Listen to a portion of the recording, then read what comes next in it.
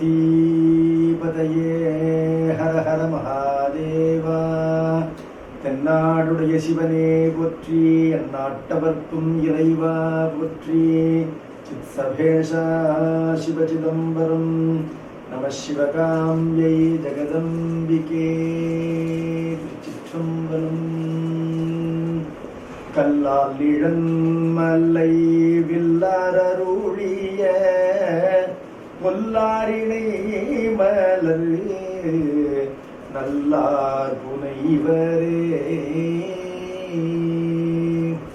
பேசும் பொருளுக்கு இலக்கிதமாம் பேச்சிறந்த மாசில் மணியின் மணி வார்த்தை பேசி பெருந்துறையே என்று பிறப்பறுத்தேன் நல்ல மருந்தின் அடியன் மனத்தே வைத்து. சிற்றம்பலம். பெரியோர்களே, பேராசிரியர் பெருமான் நம்முடைய சித்தாந்த சைவ சமயத்தினுடைய புறச்சந்தானத்தினுடைய இரண்டாவது ஒளிவிளக்காக திகழ்கின்ற திருத்துறையூர் சகலாகம பண்டிதர் என்ற சிறப்பு பெற்ற அருணந்தி சிவனாருடைய குரு பூஜையை முன்னிட்டு அவரை பற்றி ஒரு சில கூற விரும்புகின்றேன். சகலாகம பண்டிதர் என்ற அந்த சிறப்பு பெயர் யான் அறிந்த வகையிலே இதுகாரும் இன்னொருவர் பெற்றதில்லை என்று பார்க்கின்றோம். பல மாட்டு வண்டிகளிலே ஏற்றத்தக்க அளவிற்கு ஆகமநூற் சுவடிகளை அவர் கிராஸ் ரெஃபரன்ஸுக்காக எங்கு சென்றாலும் கொண்டு செல்வார். அப்படி ஒரு வித்யா வாசஸ்பதியாக வேதங்களிலும் ஆகமங்களிலும் ஒரு மணிவிளக்காக திகழ்ந்த பெருமான் தமிழ்நாட்டு சைவ சித்தாந்த பரம்பரைக்கு சிறப்பான முதல் குருநாதனாக திகழ்கின்ற மெய்கண்ட தேவர் அவருடைய தோற்றத்திற்கு வாயிலாக விளங்கியவர் என்று பார்க்கின்றோம். மெய்கண்ட தேவருடைய தகப்பனார் திருப்பெண்ணாகடத்திலே வாழ்ந்து வந்த அச்சுதர் திருமணமாகி நீண்ட நாட்கள் மகப்பேரின்மையால் அவர் வருந்திய பொழுது அவருடைய குல குருவாக இருந்த நம்முடைய திருத்துறையூர் சிவாச்சாரிய பெருமான் தேவாரத்திலே கயிறு சாத்தி பார்த்த பொழுது திருவெண்காட்டு பதிகம், அருடைய பிள்ளையாருடைய பதிகம், பேயடையா பிரிவையிலும் பிள்ளையினோடு உள்ளம் நினைவாகினவே வரம்பெறுவர் என்ற அற்புதமான பதிகம் வந்தது. அதை கண்டு மெய் புலகித்து ஆச்சரியமுற்றார். பெருமானுடைய திருவுருள் இவ்வாறு இருந்ததே என்று சொல்லி அதனை அந்த தம்பதியருக்கு எடுத்து சொல்லி தன்னுடைய குலகுருநாதனுடைய ஆசீர்வாதத்தோடு அவர்கள் அந்த திருவெண்காட்டிலே இருக்கின்ற சோம சூரிய அக்னி தீர்த்தத்திலே முறையாக ஒரு வருட காலம் ஈராடி பெருமானை வழிபட்டு மாகேஸ்வர பூஜைகளை செவ்வனே இயற்றி வந்த அந்த அரும்பெரும் சிவபுண்ணியத்தின் பயனாக நிறை ஞானியாகின்ற சாமு சித்தராகின்ற மெய்கண்டார் என்பவர் நம்முடைய நாட்டிலே சித்தாந்த பரம்பரைக்கு சிறப்பான முதல் குருவாக தோன்றினார். முதல் குரு என்றால் சித்தாந்த சாத்திர பரம்பரைக்கு அதற்கு முன்பு நூல்கள் உண்டு. சிறப்பான முதல் குருநாதனாக தோன்றினார். தோன்றி அவ்வாறு தோன்றிய அந்த சிறு பிள்ளைக்கு இவரே சீடராக ஆனார். அதான் சிவஞானத்துடைய சிறப்பு. நெருப்புல சின்னது பெருசு என்பது கிடையாது. அவ்வாறு இவரே சீடராகி அந்த பெருமான் ரௌர ஆகமத்திலே சொல்லப்பட்டிருக்கின்ற சிவஞான போதம் என்ற அந்த ஞான நூலினுடைய மொழிபெயர்ப்பை தனக்கு தீட்சை அளித்த பெருமானுடைய ஒரு பிரேரணையினாலே சூத்திரமாகவும் வார்த்திகமாகவும் செய்திருக்க அந்த குருநாதனாலே அதற்கு பத்திய ரூபமாக செய்யுள் வடிவத்திலே ஒரு விரிவுரையாக சிவஞான சித்தியார் என்ற நூலினை திருத்துறையூர் சகலாகம பண்டிதராகின்ற அருணந்தி சிவம் அருளி செய்தார் என்று பார்க்கின்றோம். அந்த நூலுடைய பெருமையை பெரியவர்கள் கூறும் பொழுது சித்தியாரிலே இருக்கின்ற ஒரு விருத்தப்பாவினுடைய பாதியிலேயே இந்த உலகம் விருத்தமாகிவிடும், அதாவது பயனற்றதாகிவிடும் என்று கூறுவார். சிவஞான சித்தியாருடைய ஒரு பாடலிலே பாதி பாடலை ஒருவன் கரை கண்டான் என்று சொன்னால் உலகத்தை கரை கண்டான் என்ற அளவிலே அதிலே கல்வியினுடைய செறிவானது காணப்படுகின்றது என்று கூறுவார்கள்.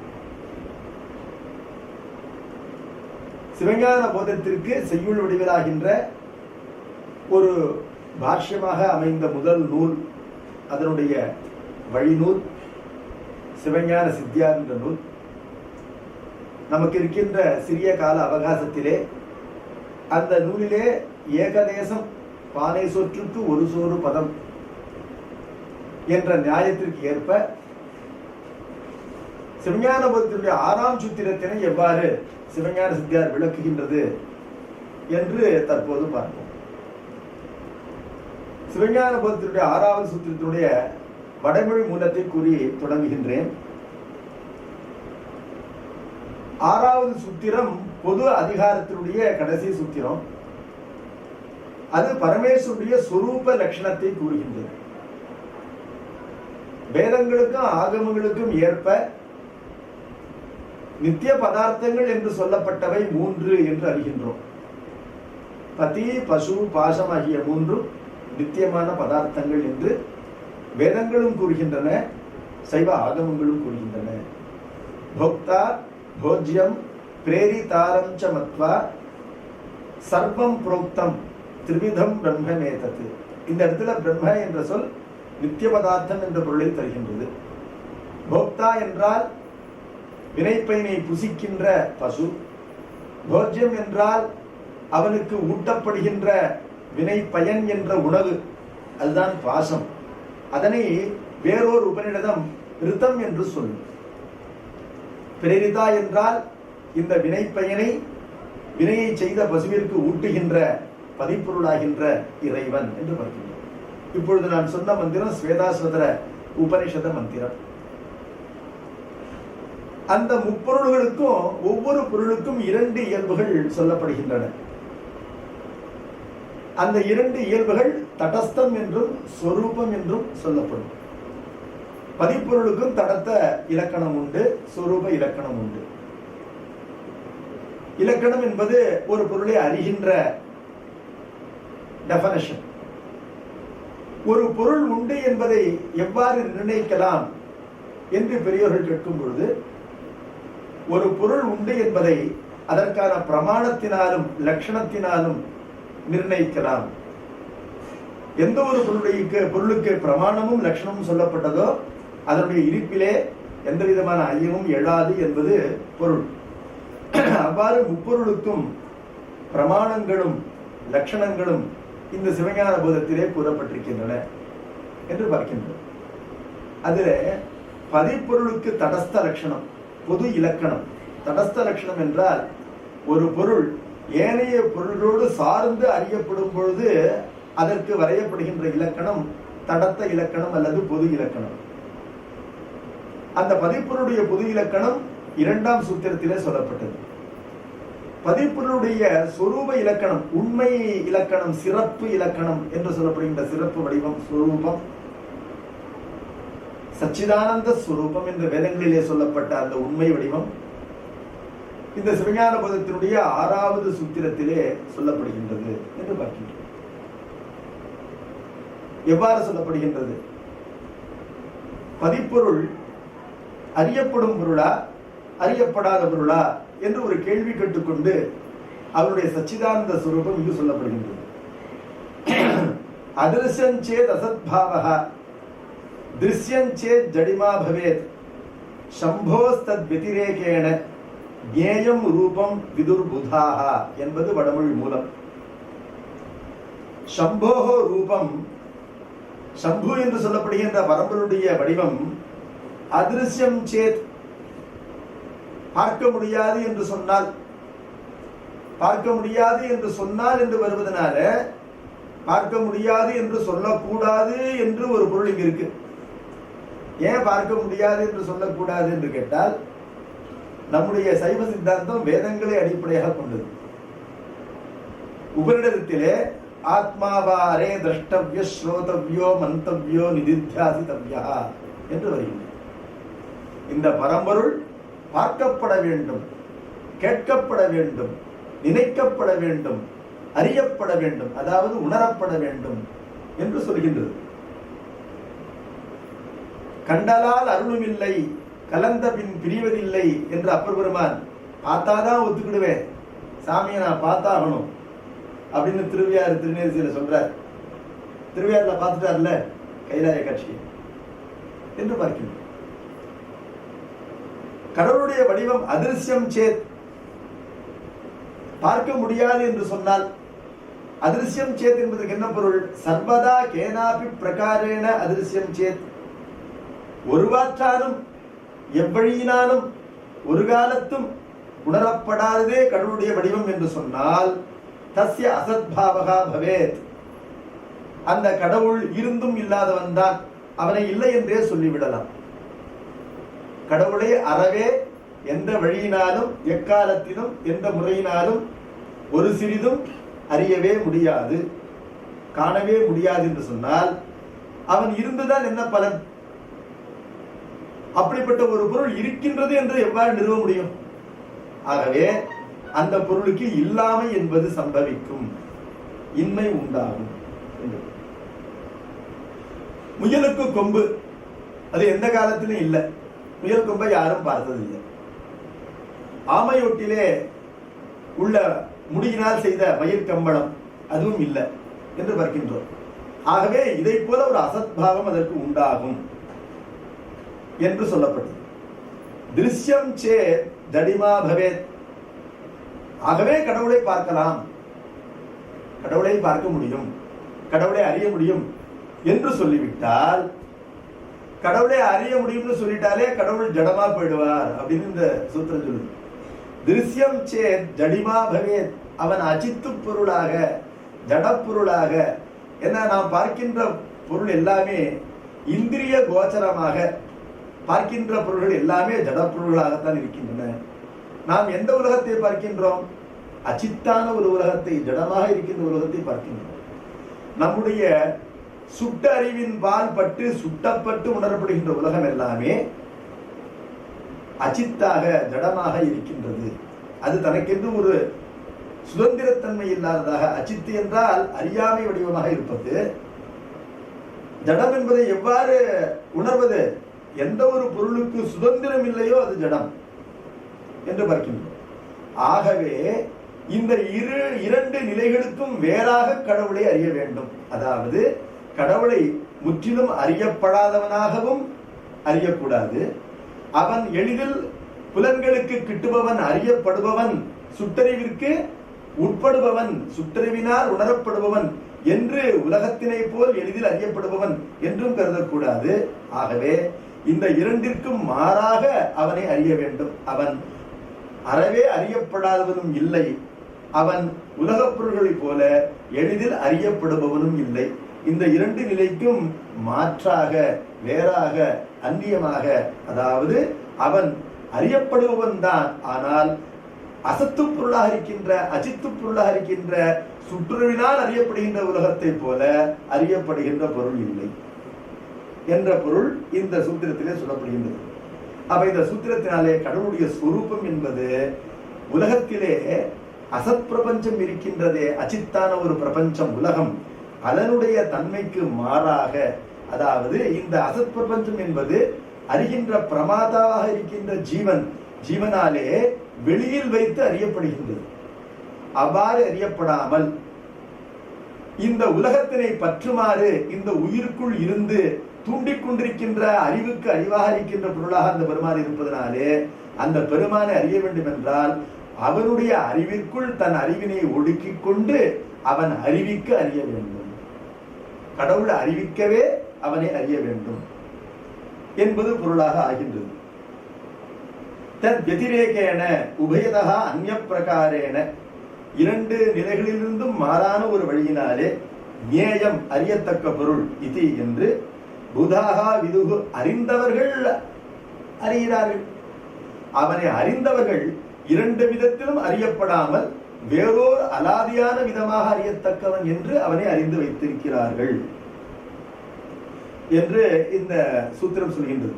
இதையே தமிழிலே மெய்கண்டார் செய்யும் பொழுது, உணர் உரு அசத்தனின் உணராது இன்மையின் இருதிறன் அல்லது சிவசத்தாவென இரண்டு வகையின் இசைக்கும் மண் உலகே என்று சொன்னார். உணராது எனின் இன்மையின், உணராது என்று சொன்னால் உணரப்படாதது என்ற சொல்லுதான் உணராது என்று வந்திருக்கு. கடவுள் உணரப்படாதவர் என்று சொன்னால் அவர் சூன்ய வஸ்துவாக ஆகிடுவார், அவரை அறவே அறிய முடியாது. உணர் உரு எனின் அவர் உணரத்தக்க பொருள் என்று சொன்னால், அவருடைய வடிவம் உணரத்தக்கது என்று சொன்னால் அவர் அசத்து ஆவார் என்று சொன்னார். இப்பொழுது வடமொழியிலே அவர் அறியத்தக்க பொருள், பார்க்கத்தக்க பொருள் என்றால் ஜடம் ஆவார் என்று வந்திருக்கின்றது. ஆனால் தென்மொழியிலே அவர் உணரத்தக்க உரு என்று சொன்னால் அசத்து ஆவார் என்று வருகின்றது. இப்ப வடமொழியிலே ஜடம் என்று சொல்லப்பட்டதை தென்மொழியிலே மொழிபெயர்க்கும் பொழுது மெய்கண்ட தேவர் நாயனார் ஜடம் என்று மொழிபெயர்க்காமல், ஜடம் என்பதை எவ்வாறு மொழிபெயர்க்க வேண்டும்? அஜித்து, ஜடம், உணர்ச்சியற்றது, அறிவில் பொருள் என்று ஏதோ ஒரு சொல்லி அந்த மொழிபெயர்க்க வேண்டும். அவ்வாறு மொழிபெயர்க்காமல் அசத்து என்று மொழிபெயர்த்தார். சத்து என்றால் உள்ள பொருள், அசத்து என்றால் இல்லாத பொருள் என்ற பொருள் தோன்றும் வண்ணம் அசத்து என்று மொழிபெயர்த்தார். அதனாலே ஒரு மயக்கம் ஏற்படுகின்றது. ஏற்படாத அஜித்து என்று மொழிபெயர்க்காமல் அசத்து என்று ஆசிரியர் மெய்கண்ட தேவநாயனார் மொழிபெயர்த்தார்.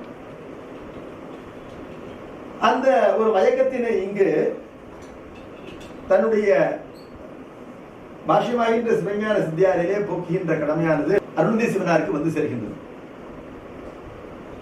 மெய்கண்ட தேவநாயனார் அருளிய இந்த சூத்திரத்துக்கு அவர் அருளிய வார்த்திகத்திலேயே இந்த மயக்கமானது தீர்க்கப்பட்டிருக்கின்றது. அது எவ்வாறு தீர்க்கப்பட்டிருக்கிறது சொன்னா, அவர் 2 அதிகரணங்களாக இந்த சூத்திரத்தை பிரித்துக் கொண்டு சத்து மற்றும் அசத்தினது இயல்பை உணர்த்துவது இந்த சூத்திரம். அதுல முதல் அதிகரணம் அசத்தின் இயல்பை உணர்த்துவது என்று எடுத்துக்கொண்டார். அசத்து என்று சொல்லும்போது உலகத்தை அசத்து என்று சொல்கின்றீர்களே, சுற்றறிவினால் அறியப்படுகின்ற உலகம். சுட்டறிவு என்பது பாசஞானம், பாசஞானத்தால் அறியப்படுவது இந்த பிரபஞ்சம் உலகம். இதனை அசத்து என்று சொல்கிறீர்களே, சைவ சித்தாந்திகளாக இருக்கின்ற நீவில் சர்க்காரியவாதிகள் என்றோ? சர்க்காரியவாதம் என்றால் இல்லது போகாது, உள்ளது போகாது, இல்லது வாராது. இல்லாத ஒரு பொருள் தோற்றத்திற்கு வாராது, உள்ள ஒரு பொருளுக்கு அழிவு இல்லை. இல்லது வாராது, உள்ளது போகாது என்பது சர்க்காரியவாதம். ஆகவே இல்லாத பொருள் என்பது ஒரு பேச்சளவிலே இருக்கும், அவ்வளவுதான். உண்மையிலே இந்த உலகம் ஒரு உள்பொருள் தான், இல்பொருள் அன்று என்று முதல் சூத்திரத்திலே சொல்லியிருக்கிறார். இது ஒரு உள்பொருள் என்பதனாலையும் இது அவயவ பகுப்புள்ளக்கூடியதனாலையும் இந்த பொருளுக்கு ஒரு கர்த்தா உண்டு, இந்த பொருள் முத்தொழிற்படும் என்று கூறியிருக்கின்றார்.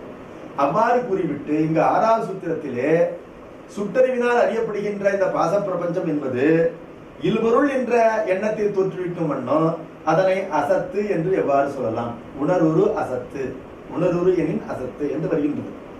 அதனை அவர் ஏதுக்களாலே அந்த ஐயத்தை தீர்க்கின்றார் மெய்கண்ட தேவநாயனாரே. உலகம் ஏன் அசத்து என்று பெரியோர்களால் கருதப்படுகின்றது என்று சொன்னால், அது பிரகாசமாய் நின்றே அப்பிரகாசமாயும் நிற்றலின் என்று சொன்னார். என்ன பொருள் என்று கேட்டால், பிரகாசமாய் நிற்றல் என்பதற்கு இது உள்ளது என்ற உணர்வினை தோற்றுவித்து நிற்றல். அப்பிரகாசமாய் நிற்றல் என்பதற்கு என்ன பொருள்னா, இந்த பொருள் இல்லாதது என்ற உணர்வினை தோற்றுவித்து நிற்றல். உலக பொருள் எல்லாம் ஒரு காலத்திலே உள்ள பொருள் என்ற உணர்வினை தோற்றுவித்து காட்சிக்கு வரும், இன்னொரு காலத்திலே அது இல்லாத பொருள் என்ற உணர்வினை தோற்றுவித்து காட்சிக்கு வரும். இளமை முன்னாடி இருந்தது இப்ப இல்லையே, ஆரோக்கியம் முன்னாடி இருந்தது இப்ப இல்லையே, காய் கனியாகி விட்டது, கனி அழுகி போயிடுச்சு, பால் தயிராகி விட்டது, முன்பு பாலாகி இருந்தது இப்பொழுது தயிராகி விட்டது, இந்த இடத்துல இந்த வீடு இப்ப இல்ல, ஊரே மாறி போச்சு அப்படிங்கிறோம். ஆகவே உலகம் விகாரத்தை உருகின்றது, தோன்றி அழிகின்ற தன்மையை கொண்டது, பிரகாசமாக இருந்ததே அப்பிரகாசமாக ஆகின்றது என்ற காரணத்தினாலே வேதம் தொட்டு பெரியோர்கள் உலகத்தினை அசத்து என்று விவகரித்திருக்கிறார்கள், அசத்து என்று குறிப்பிட்டிருக்கிறார்கள். அது ஆகவே சைவ சித்தாந்தத்திலே அசத்து என்ற சொல் இல்பொருளை குறிக்காது, நிலையில்லாத பொருளை குறிக்கும் என்று ஆசிரியர் விளக்கிவிட்டார். அசத்து என்ற பொருளை சைவ சித்தாந்தத்தில் எதை குறிக்கும்? இல்லாத ஒரு பொருளை குறிக்காது. முயல் கொம்பு போல இல்லாத ஒரு பொருளை குறிக்காது, மாறாக அது எதை குறிக்கும்? அனித்தியமான பொருளை, விகாரம் உருகின்ற பொருளை, தோன்றி அழிகின்ற பொருளை. அதற்கு எடுத்துக்காட்டுகள் சொன்னார். நீர்மேல் எழுத்து போல் தோன்றும் போதே அழிகின்ற தன்மை கொண்ட பொருள்களும் உலகத்திலே உண்டு. ஒருவன் காண்கின்ற கனவு போல முடிவு பெறாமல் அழிகின்ற பொருள்களும் உலகத்திலே உண்டு. கானல் நீர் என்று ஒன்று உண்டு, பேய்த்தேர். நல்ல வெயில்ல பாலைவனத்துக்கு போக வேண்டாம், நம்முடைய தார் ரோட்லயே கார்ல போகும்போது கொஞ்சம் தூரம் தள்ளி தண்ணீர் இருப்பதை போல தோன்றும், தார் உருகியதை போலவும் தோன்றும். ஆனா நம்ம அருகில் செல்லும் போது அந்த இடத்துல தார் ஒழுங்கா தான் இருக்கும், நீர் இருக்காது. அந்த நீர் எட்டி போயிருக்கும், கிட்டக்க வராம எட்டி போயிருக்கும். இப்ப இந்த கானல் நீரை பார்ப்பதற்கு பழங்காலத்துல பாலைவனத்துக்கு போக வேண்டியிருந்தது. இப்ப நம்ம ரோட்லயே இருக்கு, தார் ரோட்லயே இருக்கு. ஆனால் இந்த காட்சிக்கு வருகின்ற இந்த கானல் நீர் இருக்கின்றது, இந்த காட்சி எப்பொழுது நீங்கும்? நல்ல வெயிலினாலே இது உண்டாகின்றது. அந்த வெயிலை மறைக்கின்ற ஒரு கரிய மேகம் தோன்றிவிட்டது என்று சொன்னால் கானல் நீர் மறைந்துவிடும். அதுபோல உலகத்திலே இருக்கின்ற எல்லா பொருள்களும், நம்முடைய இந்திரியங்களுக்கு கோச்சரமாகின்ற எல்லா பொருள்களும், சுட்டெறிவிடுகின்ற எல்லா பொருள்களும் தோன்றும் போதே மறையும் தன்மை கொண்டவனாகவோ, அல்லது முடிவுறாது அழிகின்ற தன்மை கொண்டவர்களாகவோ, அல்லது வேறொரு காரணத்தினாலே அழிகின்ற தன்னுடைய காட்சி நீங்குகின்ற தன்மைகள் கொண்டவைகளாகவோ, உருமாறுகின்ற தன்மைகள் கொண்டவைகளாகவோ, இவ்வாறு நிலையில்லாது அனித்தியமாக விகாரப்படுபவராகவே உலகத்தில் இருக்கின்ற எல்லா பொருளும் காணப்படுகின்ற என்பதனால நிலையுதல் கொண்ட மூன்று காலங்களிலும் தன்னுடைய சொரூபம் பாதிக்கப்படாமல் ஒன்று போலவே தன்மை தெரியாது விளங்குகின்ற திரிகால அபாத்தியமானதும் அகண்ட ஏகரசமானதுமாகின்ற சொரூபம் செம்பொருள் என்று கூறக்கூடிய செம்மை என்ற தன்மை கொண்ட அந்த சத்துப்பொருள் மட்டுமே மெய்ப்பொருள் என்று வேத காலத்திலிருந்து பெரியோர்களால் சொல்லப்பட்டிருக்கின்றன. இப்ப பதி பசு பாசம் என்ற மூன்று பொருள்களும் நித்திய பதார்த்தங்கள் என்று சொன்னாலும் கூட இதிலே பதிப்பொருள் மட்டுமே மெய்ப்பொருள் என்று சொல்லப்படும். பொருள் அல்லவற்றை பொருள் என்று உணரும் மருளானாம் மானா பிறப்பு என்று வள்ளுவர் சொன்னார். அப்ப பொருளல்லாதவற்றை பொருள் என்று அறிவதனாலே மீண்டும் மீண்டும் மீண்டும் பெருமைக்கு உரியதல்லாதாகிய மருளினால் விளைகின்ற இந்த பிறப்பு தோன்றும் என்று சொல்றார். அப்பொழுது மெய்ப்பொருளையே ஒருவன் பொருள் என்று உணர வேண்டும், உலகத்தினை பொய்ப்பொருள் என்று உணர வேண்டும். பொய்ப்பொருள் என்று சொன்னால் இல்லாத பொருள் என்பது பொருள் அன்று. இது நம்ம சைவ சித்தாந்திகள் எளிதிலே புரிந்து கொள்ளலாம். ஒரு கடைக்கு போறோம், கடுகு இருக்குதான்னு கேட்கிறோம். கடுகு இல்லை என்றால் அவன் கடுகு இல்லை என்று சொல்வானே தவிர கடுகு பொய் என்று சொல்ல மாட்டான். ஆகவே பொய் என்பது வேறு, இல்லை என்பது வேறு. பொய்ப்பொருள் என்பது வேறு, இல்லாத பொருள் என்பது வேறு. இப்போ உலகம் என்பது பொய்ப்பொருள் தான், ஆனால் அது இல்பொருள் அன்று. அது உள்பொருளா இருந்தே அது பொய்ப்பொருளாகின்றது. உள்பொருளா இருந்தே அது பொய்ப்பொருளாவதற்கு என்ன காரணம்? அதனுடைய விகாரம் காரணம். அது விகாரப்படுவதற்கு என்ன காரணம்? அது அச்சித்தாய் ஜடமாய் இருப்பது காரணம். ஆகவே சித்தாந்த சாஸ்திரங்களிலும் வேதாந்த சாஸ்திரங்கள், வேதாந்த சாஸ்திரம் என்று சொன்னால் நேரடியாக வேதத்தையே கூறுகின்றேன், அந்த வேதத்திலும் அச்சித்து என்று சொன்னாலும் அசத்து என்று சொன்னாலும் ஒன்றுதான். இந்த வேதம் எவ்வாறு கூறுகின்றது அப்படின்னு பார்த்தா, ஸ்வேதாஸ்வதர உபநிஷத்திலே முக்தி நிலையை கூறுகின்றது.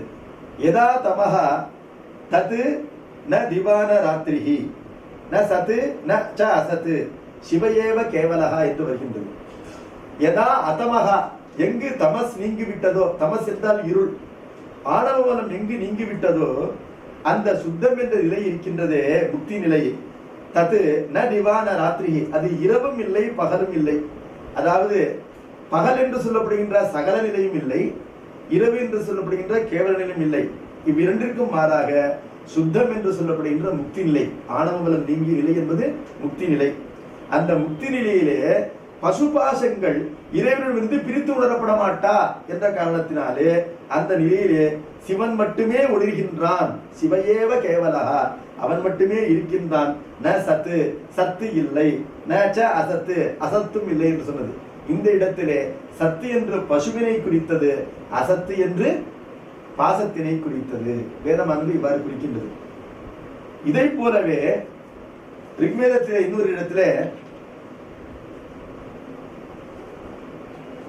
மகாசம்ஹார காலத்திலே, மகாபிரளய காலத்திலே அசத்தும் இல்லை சத்தும் இல்லை என்று ரிக்வேத மந்திரம் கூறுகின்றது. ந அசதாசீத் நோ இதி சத் ஆசீத். அங்கு அசத்தும் இல்லை சத்தும் இல்லை என்று சொல்கின்றது.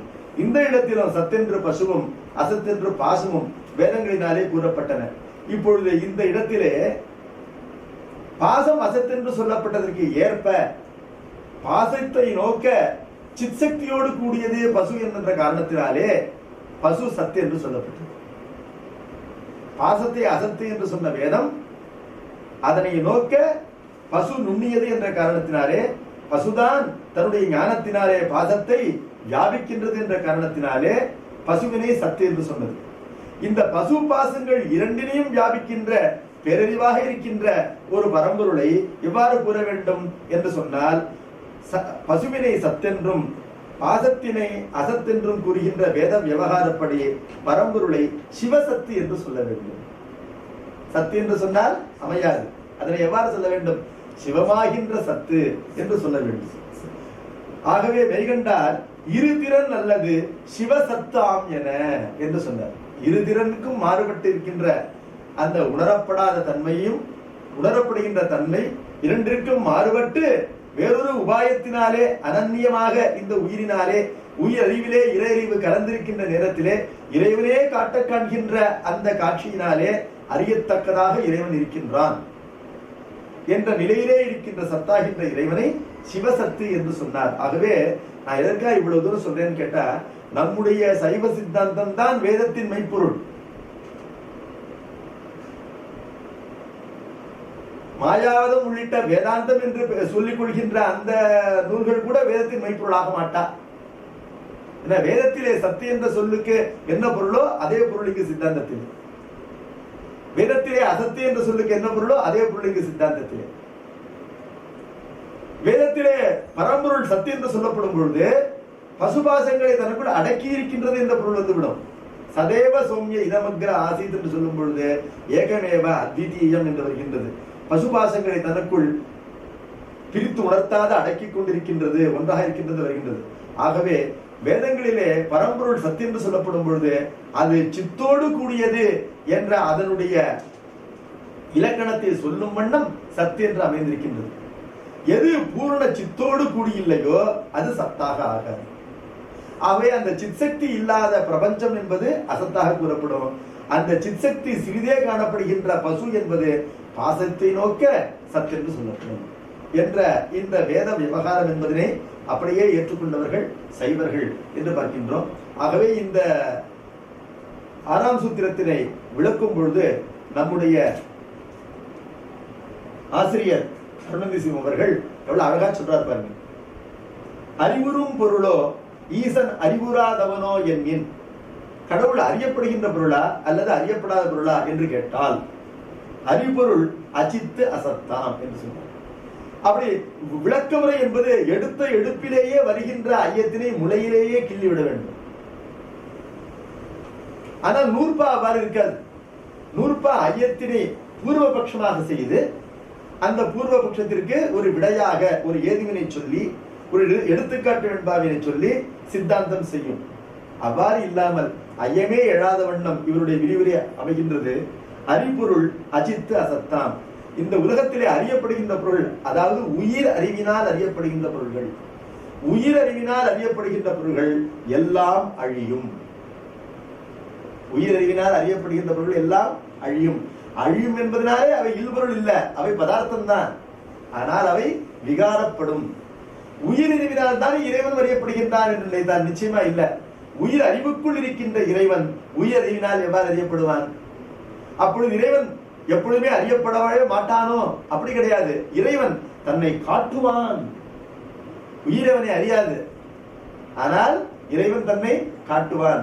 அவ்வாறு இறைவன் தன்னை காட்டும் பொழுது உயிர் அறியாது இருக்க முடியாது என்பதனை அப்பர் பெருமான் சொல்றார். காட்டுவித்தால் ஆரொருவர் காணாதாரே. அவன் காட்டாமல் காட்ட முடியாது என்பதை சொன்னார். காண்பாரார் கண்ணுதலாய் காட்டாக்காலே என்று சொன்னார். ஆனால் அதிலும் எது சுவாரஸ்யமானது நயமானது என்று சொன்னால், அவன் காட்டும் பொழுது காண முடியாது என்று ஒரு உயிர் சொல்ல முடியாது. அந்த சுதந்திரம் கூட உயிருக்கு கிடையாது.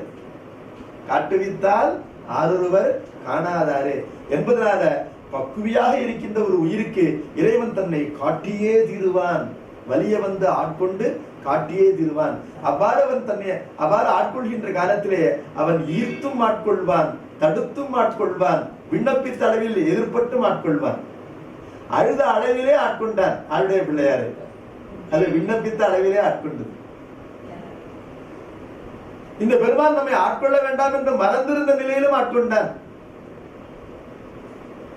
நம்பி ஆறுவதை அது தடுத்து ஆட்கொண்டது. பெருமானை தேடி செல்கின்ற நிலையிலே பெருமான் இவன்தானா என்ற ஐயம் வராதவனும் ஈர்த்து ஆட்கொண்டான். ஒரு இரும்பு ஊசியை காந்தும் எவ்வாறு தன்பால் இழுத்து ஒட்டி வைத்துக் கொள்ளுமோ அதுபோல ஆளுடைய அடிகளை பெருமான் என்ன செய்தார்? ஈர்த்து ஆட்கொண்டார். ஈர்த்தனை ஆட்கொண்ட எந்த பெருமானே என்று சொல்லுவார். பக்குவியா இருக்கிற ஆன்மா தன்னை எவ்விதத்தும் அறியாது இருந்தாலும் கூட அந்த பக்குவத்தை அறிந்திருக்கிற ஒருவன், ஒரு தலைவன் தனக்குரிய தலைவியை அறிந்து தூக்கி கொண்டு செல்வதை போல ஏதோ ஒரு உபாயத்தினாலே பெருமான் ஆட்கொள்வதற்கு இருக்கின்ற உபாயங்களை கணக்கிலே எடுத்துக்கொள்ள முடியாது. வயிற்று நோயை கொடுத்து ஆட்கொள்வான், தண்டித்தும் ஆட்கொள்வான், தடுத்தும் ஆட்கொள்வான், தண்டித்தும் ஆட்கொள்வான், ஈர்த்தும் ஆட்கொள்வான், விண்ணப்பித்த அளவிலே எதிர்பட்டும் ஆட்கொள்வான். இதுதானா? இன்னும் பல வகையிலே ஆட்கொள்வான். இப்ப ஆட்பால் அவருக்கு அருளும் மண்டமும் ஆதி மாண்பும் கேட்பான் புகில் அளவில்லை கிடக்க வேண்டாம். உயிர்களை இறைவன் எவ்வாறு ஆட்கொள்கின்றான், அந்த உயிர்களுக்கு தன்னை எவ்வாறு காட்டுகின்றான் என்பதற்கு லிஸ்ட் பண்ண முடியாது. ஆகவே இறைவனே தன்னை காட்டும் பொழுது உயிர்கள் அறியும். வேறு வழியிலே இந்த உயிர்களாலே இறைவனை அறிய முடியாது என்று பார்க்கும் பொழுது இறைவன் தான் உயிருக்குள் உயிரா இருந்து, உயிர் அறிவுக்குள் அறிவா இருந்து, உயிரினை செலுத்தி பிரேரணை செய்து இந்த உயிரானது தன் வினைப்பயனுக்கு ஈடாக உலகத்தினை பற்றுமாறு செய்கின்றான். பிறகு அந்த பக்குவ முதிர்ச்சியிலே உயிர்களை தன்பால் ஈர்த்து அவன் தன்பால் இருக்கின்றான் என்ற காரணத்தினாலே அவனுக்கு சிவன் என்று பெயர். வசம் கரோதீதி சிவஹா என்று சொன்னார். அவ்வாறு இந்த சிவம் என்ன செய்யும்? அந்த உயிரறிவுக்குள் இருக்கின்ற தன்னையை அவனுக்கு காட்டும் என்று பார்க்கின்றோம். அறிவுபொருள் அஜித்து அசத்தான் என்றார். இந்த இடத்துல அந்த மூல கிரந்தத்திலே இருக்கின்ற மயக்கமானது பின்னால் அந்த வார்த்திகத்திலே தெளிவிக்கப்பட்டாலும் அதற்கு இடம் கொடாமல் இங்கு முதல் பாடலிலேயே அதை தீர்த்தொழுகின்றார் ஆசிரியர் அருணந்தி சிவாச்சாரியார். அறியப்படுகின்ற பொருள் என்பது அசத்து மட்டுமன்று, அது அஜித்தும் ஆகும். அப்பொழுது இறைவனுக்கு என்ன இலக்கணம்? பிரபஞ்ச இலக்கணத்திற்கு முற்றிலும் நேர்மாறான இலக்கணம் கொண்டவன் இறைவன். இரண்டிற்கும் இடைப்பட்டு மாட்டிக்கிட்டு இருக்கு சாண்ட்விச் மாதிரி. எது? உயிர். உயிர் சார்ந்ததன் வண்ணம் இருக்கும். ஆகவே பாசத்தை சார்ந்து அறியாமையிலே கிடக்கும், கடவுளை சார்ந்து அறிவு பெற்று விளங்கும். அப்ப பசுவினுடைய சிவச்சார்பு மேலை சார்பு என்று சொல்லப்படும், பசுவினுடைய உலகச்சார்பு கீழே சார்பு என்று சொல்லப்படும். பசு இரண்டிற்கும் இடையிலே இருக்கின்றது. அப்பொழுது பாசத்திற்கு இலக்கணம் அஜித்து என்றும் அசத்து என்றும் சொன்னால் கடவுளுக்கு இலக்கணம் எவ்வாறு இருக்க வேண்டும்? இதற்கு நேர்மாறாக இருக்க வேண்டும். அது சித்து என்றும் சத்து என்றும் இருக்க வேண்டும் என்று பார்க்கின்றோம். அதனை அழகாக சொன்னார். அறிபொருள் அஜித்து அசத்தாம், அறியாதது இன்றாம் எங்கும், செரிசிவம் இரண்டும் இன்றி சித்தொடு சத்தாய் நிற்கும். இப்ப முதல் பாடலிலேயே அந்த சூத்திரத்தினுடைய முதல் அதிகரணம், இரண்டாம் அதிகரணம், இரண்டுடைய அந்த ரெண்டு அதிகரனுடைய பொருளை எல்லாம், தேவையான பொருளை எல்லாம் ஈர்த்து இந்த பாடல்ல வைத்து விட்டார் அருணந்தி சிவம். பிரபஞ்சம் அஜித்தும் அசத்தும், சிவம் சித்தும் சத்தும் என்று சொன்னார். எது சித்தோ அதுதான் பூரணமான சத்து, சித்தின்றி சத்து இல்லை என்பார் பின்னால்.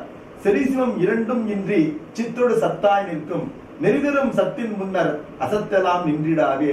நெறி தரும் சத்து அப்படின்னு சொன்னார். நெறி தரும் என்றால், நெறி என்றால் சிவநெறி. தன்னை அறிகின்ற நெறியை தானே கடவுள் தருகின்றார். சிதம்பரத்துக்கு வர வழிய சிதம்பரமே சொல்ற மாதிரி தன்னை எய்துவிக்கின்ற நெறிகளை இறைவன் தானே அருள்கின்றான். வேதாகங்களை அருளிய இறைவன் அல்லவா? ஆகவே சிவநெறி அனைத்துமானார் என்று தேவாரம் கூறும். நெறி தரும் சத்து என்றால் சிவநெறியினாலே தருவிக்கப்படுகின்ற அடையப்படுகின்ற சத்தாகின்ற சிவம் இருக்கின்றது என்ற காரணத்தினாலே சிவம் அறியப்படாத பொருள் அன்று என்று சொல்லிவிட்டார். நெறி தரும் சத்து என்பதனாலே சிவநெறியினாலே எய்துவிக்கப்படுகின்ற பொருள் என்பது என்ற காரணத்தினாலே கடவுள் அடையப்படாதவன் இல்லை. கடவுளை அடைய முடியும், கடவுளை அறிய முடியும், கடவுளை தூய்க்க முடியும். ஆனால் அந்த பெருமான் முன்பு அசத்தெல்லாம் நின்றிடாவே என்று சொன்னார். அந்த பெருமான் முன்னால் அசத்து என்பது ஒரு சிறிதும் நிற்காது, எல்லா அசத்துகளும் நிற்காது, ஓடிவிடும். அப்பொழுது அசத்திலே எதெல்லாம் வருது? அசத்திலே மாயேயங்கள் வருகின்றன. அந்த மாயேயங்கள் தான் கருவிகளாக இருந்து உயிருக்கு உலகத்தினை அறிவிக்கின்றன. ஆகவே இந்த உயிர் எந்த அறிகருவிகளை கொண்டு உலகத்தை அறிகின்றதோ அந்த அறிகருவிகள் இன்ஸ்ட்ருமெண்ட்ஸ், அந்த இன்ஸ்ட்ருமெண்ட்ஸ் எல்லாம் இப்ப என்ன ஒருத்தர் கேமரால போட்டோ எடுத்துட்டு இருக்கிறாரு, அது ஒரு இன்ஸ்ட்ருமெண்ட். அந்த இன்ஸ்ட்ருமெண்ட்னாலதான் போட்டோவானது தெரியுது. அங்கே ஒண்ணு ஒரு மைக்கா பேசுறத ரெக்கார்ட் பண்ணுது. இது போல உலகத்திலே கருவிகள் இன்றி ஒரு செயல் நிகழாது, அறிவு நிகழாது. உயிர் உலகத்தை அறிய வேண்டும் என்றால் உயிருக்கு கருவிகள் தேவை. அந்த கருவிகள் எல்லாம் அசத்தாக இருக்கின்ற காரணத்தினாலும் எவ்வாறு சூரிய பிரகாசத்தின் முன்பு இருட்டு நிற்காதோ அதுபோல சித்தும் சத்துமா இருக்கின்ற கடவுளுக்கு முன்பாக இந்த கருவிகள் நிற்க மாட்டா. இந்த கருவிகள் கடவுளுக்கு முன்பாக நிற்க மாட்டா என்ற காரணத்தினாலே இந்த கருவிகளினாலே கடவுளை அறிய முடியாது. ஆகவே கடவுள் அறியப்படுகின்ற பொருள் அன்று. கடவுள் அறியப்படுகின்ற பொருள் அன்று என்று சொல்லிவிட்டால் அவன் இல்லை என்று ஆகிவிடும். அவன் அறியப்படுகின்ற பொருளும் தான். எப்படி என்று சொன்னால் அவனை அறிவிக்கின்ற நெறியினாலே எதிர்விக்கப்படுகின்றான் என்ற காரணத்தினாலே அவன் அறியப்படுகின்ற பொருளுமாக இருக்கின்றான், அறியப்படாத பொருளுமாக இருக்கின்றான் என்று நமக்கு தெளிவாக விளக்கினார். அவனை எவ்வாறு அறிவது என்பதனை இந்த 6ஆம் சூத்திரத்தின் விளக்கத்திலே கடைசியில சொல்றார். எப்படி சொல்றாருன்னா,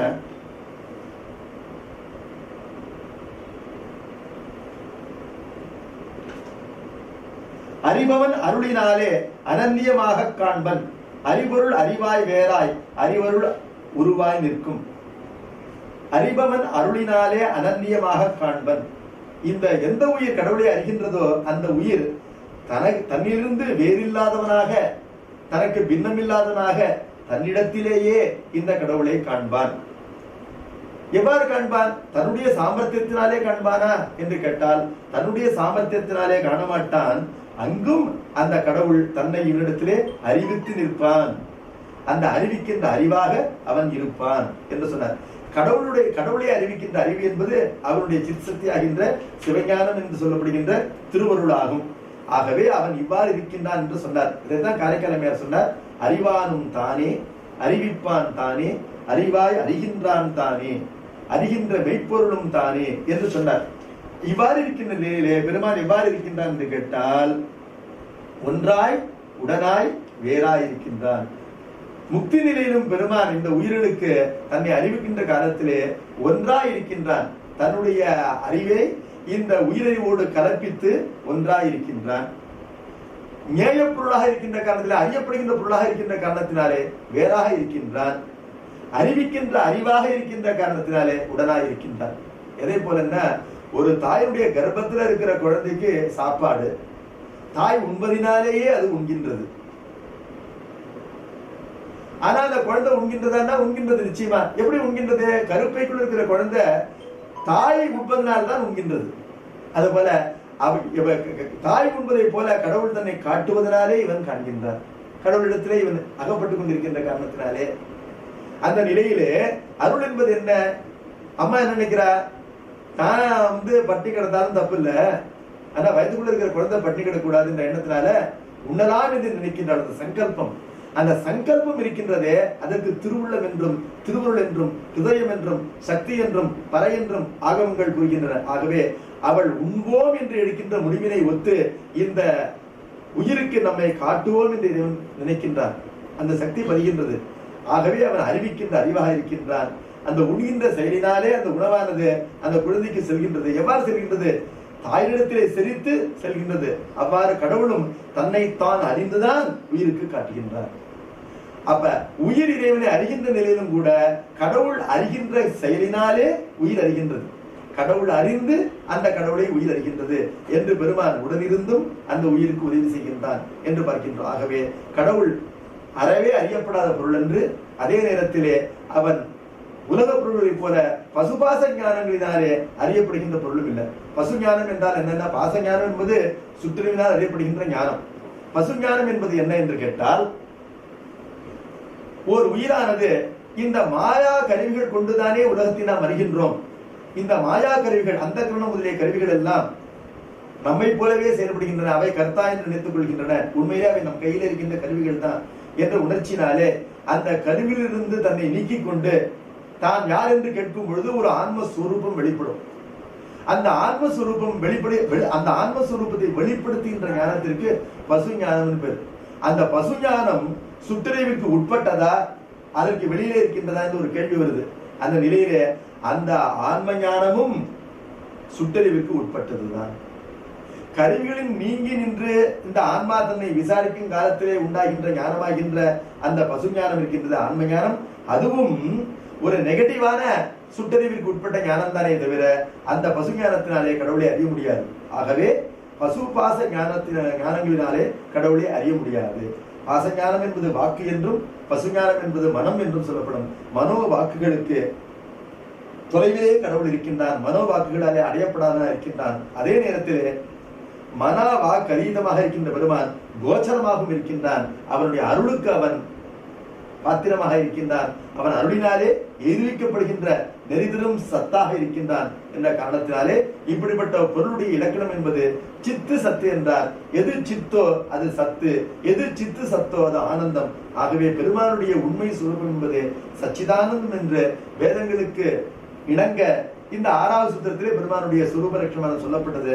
அத நம்முடைய குருநாதர் அருணதீஸ்வரம் மிகச் சிறப்பாக விளக்குகின்றார். அதுல ஒரு 2 பாடல்கள் மட்டும் நாம் பார்த்தோம். வாய்ப்பளித்த உங்கள் அனைவருக்கும் என்னுடைய நன்றியை கூறி விடைபெறுகின்றேன். நம பார்வதி பதையே ஹர ஹர மகாதேவா. சித் சபேஷா சிவ சிதம்பரம் திருச்சிற்றம்பலம்.